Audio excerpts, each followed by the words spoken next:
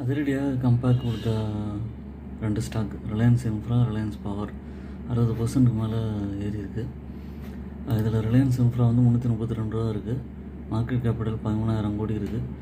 இவங்களுக்கு கொஞ்சம் நல்ல ப்ராஜெக்ட்ஸ் வந்ததுனால கொஞ்சம் ஏற ஆரம்பிச்சிருக்கு. 340 போயிருக்கு. இப்போ கண்டிப்பாக வந்து ஒரு ப்ராஃபிட் புக்கிங் வரும். வந்ததுக்கப்புறம் கரெக்ஷன் வந்ததுக்கப்புறம் கன்சிடர் பண்ண ட்ரை பண்ணலாம்.